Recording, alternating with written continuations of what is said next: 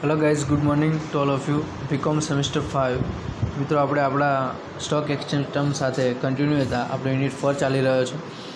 તો મિત્રો, આપણે આગળના જે છે બાકી જે આપણે જોઈએ તો ડિફ્લેશન, જે તમારે મોસ્ટ ઇમ્પોર્ટન્ટ એક્ઝામમાં પૂછાઈ શકે એવો છે. એનો મિનિંગ થાય છે કે મંદી ડિફ્લેશન એ persistent decreases in the level of the consumer price or the persistent increase in the purchasing power of the money because of the reduction in the available currency, and the credit is known as the deflation.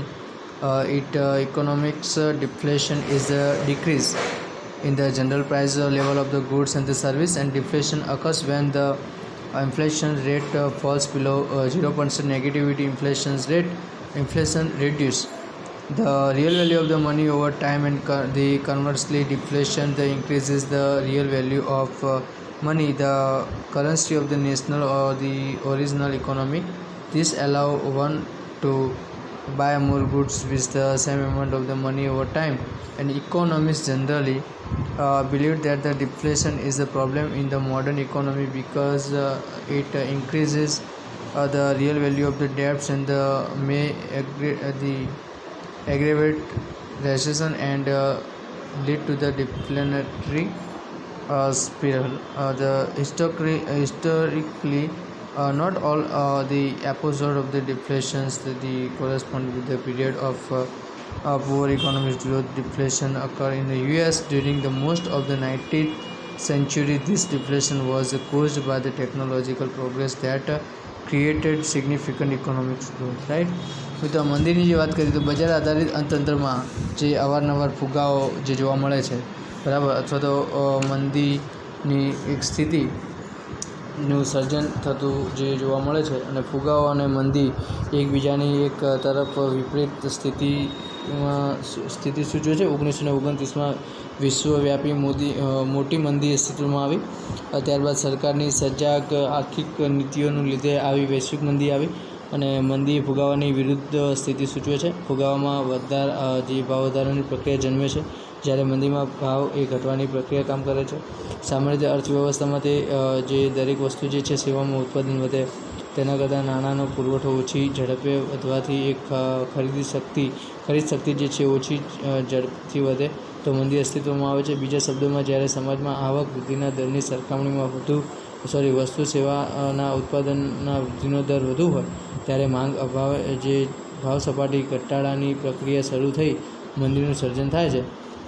તો એ રીતે આ જે inflation જે છે એ તમારે પૂછાય છે. અને જે તે પ્રકારની બેકારી એમાં જે જોવા મળે છે મંદીની અંદર, ઉત્પાદન આવકનું ધોરણ ઘટાડાની પ્રક્રિયા જે છે એને ટેકો મેળવેલી હોય ત્યારે એને મંદી કહેવામાં આવે છે. બરાબર.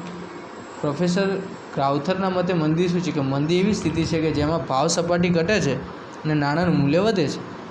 અને પ્રોફેસર પિગુના મતે એવું છે કે મંદીના ભાવ ઘટાડાની એવી સ્થિતિ છે કે જે વસ્તુ અને સેવાનું ઉત્પાદન સમાજની નાણાકીય આવક વૃદ્ધિથી સરખામણીમાં વધુ પ્રમાણમાં થવાથી સર્જાય છે.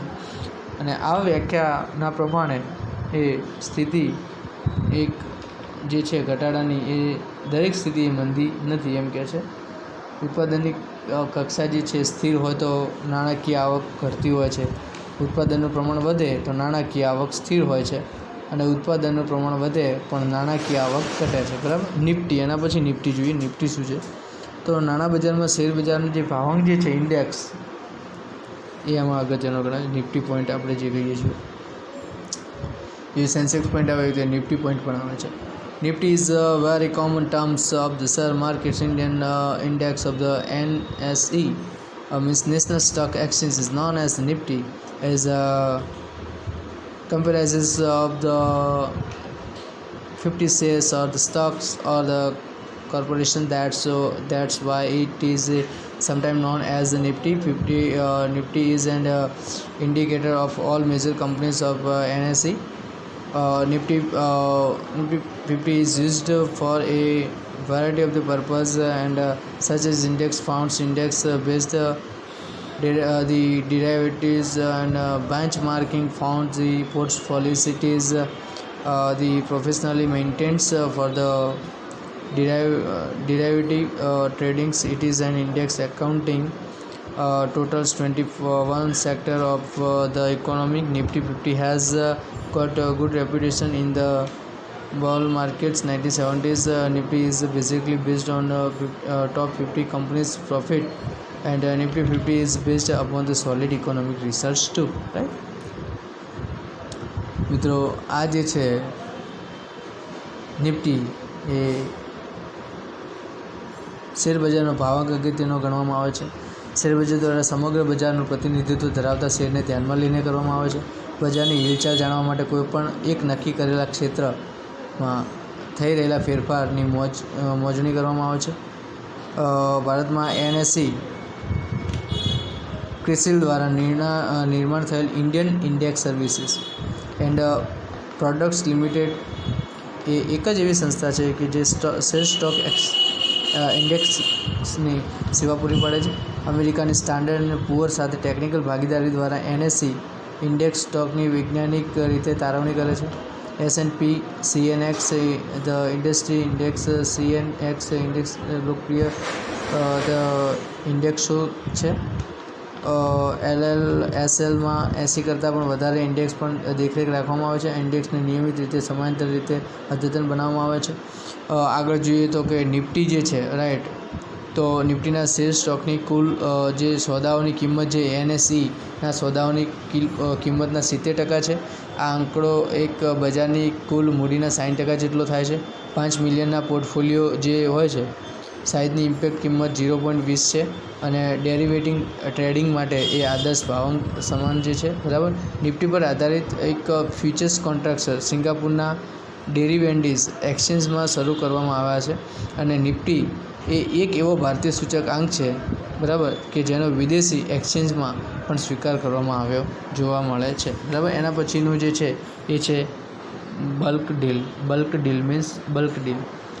Deal means a single transactions, એક એવી લેવડ દેવડ છે or set of the transaction is which the total trades the quantity bought sold under any single the client could in more than 0.5% number of the equity shares of the listed company. If the bulk deal happens through a single trade, it should be notified to the exchange immediately upon the execution of the order. If it happens through the multiple trade, it should be notified to the exchange within 1 hour from the closure of the trading, બરાબર. શું કે bulk deal જે છે, તો bulk deal એ એવો વ્યવહાર છે કે જેમાં નોંધાયેલી કંપની 0.5% જે છે વધુ ઇક્વિટી શેરોના એક જ ગ્રાહકના કોડમાં ખરીદ વેચાણ સોદા થાય છે. જે બલ્ક ડીલ એક જ સોદામાં થઈ હોય તો તેની જાણ એક્સચેન્જમાં કરવી જરૂરી છે.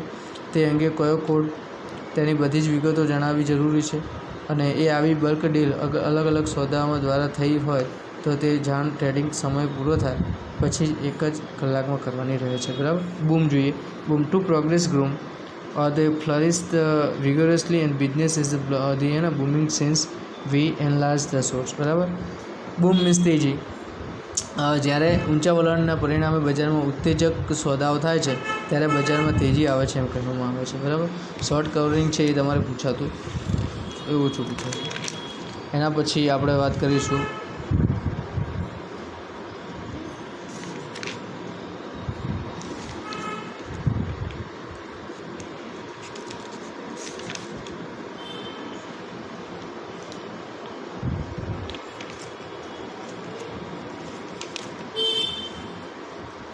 બેન ઓફ ટ્રેડિંગની વાત કરવાની છે મિત્રો. બેન of trading it is A partial or the complete prohibition of the commerce and the trade with the particular country, બરાબર. કે વેપાર પર પ્રતિબંધ, અહીં કોઈ પણ એક દેશમાં કોઈ ધંધો કે વેપાર પર પ્રતિબંધ મૂકવામાં આવે છે, બરાબર.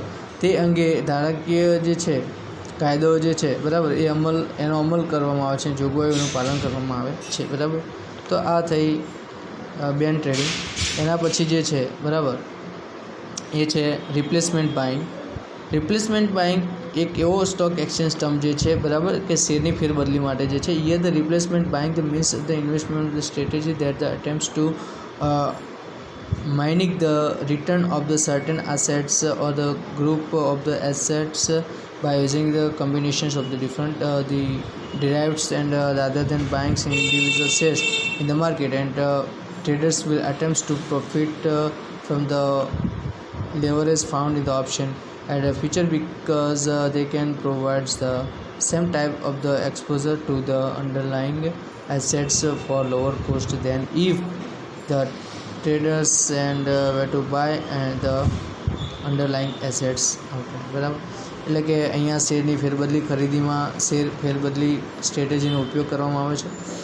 શેર મુજબ કોઈપણ એક શેરની ખરીદી એના બદલે વિવિધ ડેરિવેટિવના મિશ્રણનો ઉપયોગ કરીને ચોક્કસ મિલકત પણ વધુ વળતર મેળવવાનો પ્રયાસ થાય છે. અને વેપારીઓ જે લિવરેજ દ્વારા મિલકતના સોદા દ્વારા વધુમાં વધુ નફો મેળવવાનો પ્રયાસ પણ કરતા હોય છે. બરાબર, તો અહીંયા આગળ એ વસ્તુ જે છે.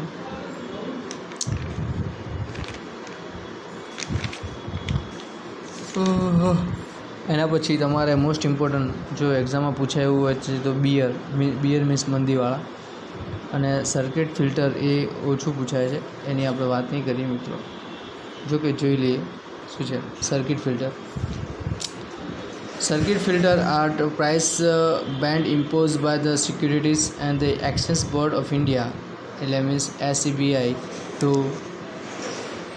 restrict the movement of the stock prices up or down the listed security. This is to curb the manipulations done in the share prices by the operators. Stock exchange introduced the circuit filters as per SCBI guidelines to prevent a still fall rise in the stock price and so safeguard interest in the investor from the volatility in the price, right? Means circuit filter જે છે circuit filter એક ભાવ બાદ જે છે સેબી દ્વારા નોંધાયેલી જામીનગીરી ભાવમાં જે થતી વધઘટ રોકવા માટે મૂકવામાં આવે છે. ઓપરેટ દ્વારા શેરની કિંમતમાં એક ચાલાકીની વધઘટ કરવામાં આવે છે, તેને રોકી શકાય છે. રોકાણકારના હિતમાં સેબી સર્કિટ ફિલ્ટર દાખલ કર્યું છે જેથી શેરના ભાવમાં જે છે થતી મોટી વધઘટ રોકી શકાય છે. એના પછી જે છે bias, an investor who believed that the security is a sector or the overall market is about to fall. A speculator who sells share expecting the price to fall is called a bear. He buys them when the prices fall further with the view to making profit. It is the opposite of the bull. An operator who believed that the prices are likely to go down is called a bear operator. Further, an operator who is short of the share and the stock is also called a short, right? મંદીવાળો જે સટ્ટાખોર એમ માને છે કે ભાવો નીચા જશે તેને મંદીવાળો કહેવામાં આવે છે, અને વળી તે સટ્ટાખોરની પાસે શેરની અછત છે પણ શોર્ટ અથવા મંદીવાળો જે એને કહેવામાં આવે છે. બરાબર, સટ્ટાખોર જે હોય છે એને.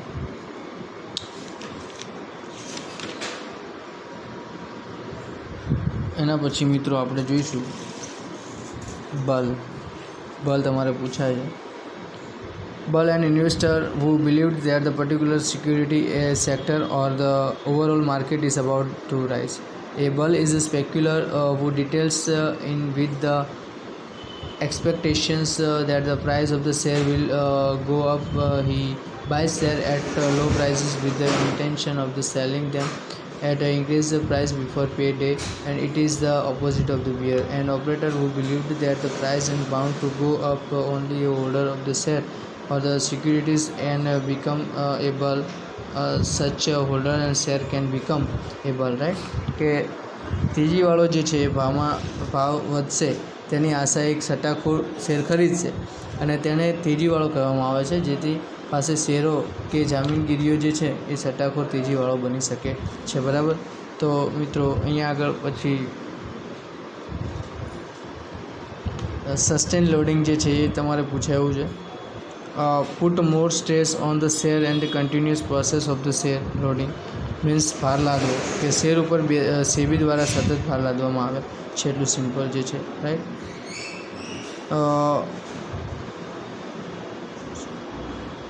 Disinvestment selling, when investors are selling their stock in the market to realize their profit, it is said to be disinvestment selling, right?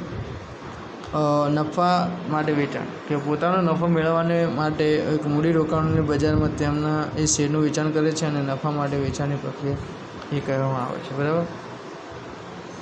તો અહીંયા મિત્રો આટલા સુધી આપણા જે અહીંયા આગળ સિલેબસ પણ પૂર્ણ થાય છે અને આપણા સ્ટોક એક્સચેન્જ ટર્મ જે છે એ આપણા પૂરા થાય છે મિત્રો. તો આટલા સુધી રાખીશું. Thank you.